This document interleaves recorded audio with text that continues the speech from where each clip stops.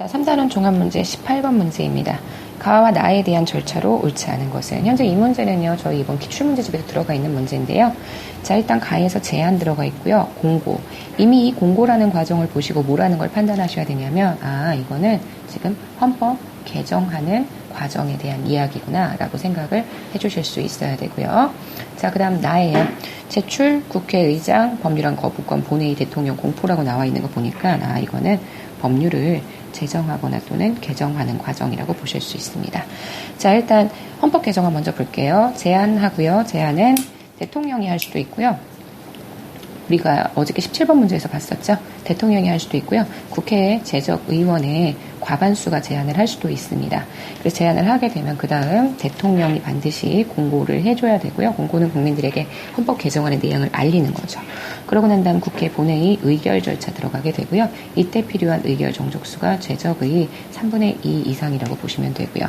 그 다음 국민투표, 그 다음 대통령이 반드시 공포의 과정 들어가게 되는 것 아실 수 있을 거고요. 자, 나예요.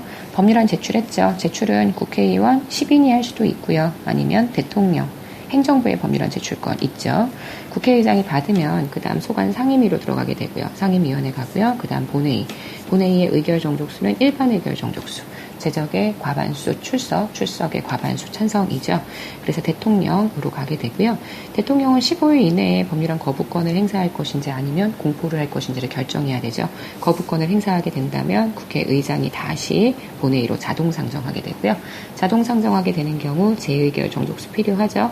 제적의 과반수 출석의 3분의 2 찬성이 되는 것 확인하실 수 있고요. 그러고 난 다음 공포까지 되는 것을 대통령에게 가면 대통령은 5일 이내에 반드시 공포해야 한다. 이렇게 얘기를 해줄 수가 있습니다. 1번부터 가볼게요.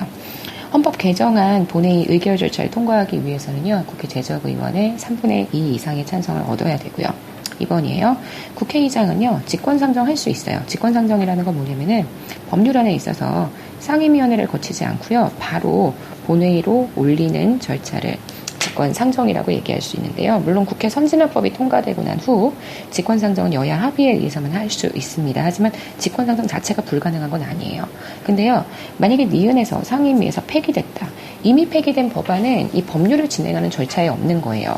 폐기된 법안을 국회의장이 직권상정하는 건 그래서 불가능하고요. 국회의장은 다시 법률안이 제출이 되면은요, 그 제출된 법률안에 대해서는 직권상정을 할 수 있죠. 하지만 폐기된 법률안을 자기 혼자 스스로 제출하고요, 살리는 권한을 국회의장이 가지고 있지는 않습니다. 그래서 2번이 X고요.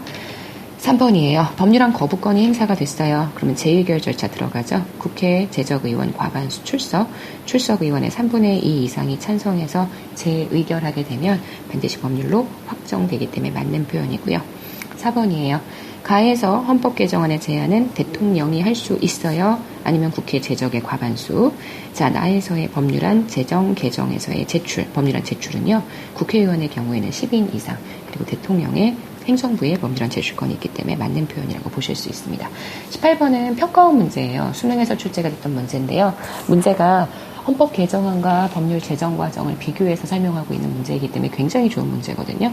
18번 문제를 정확하게 분석해서요. 답을 골라내실 수 있어야 합니다. 정답은 2번 되는 거 보실 수 있고요. 저희 18번에 대한 해설은 여기까지 진행하도록 하겠습니다.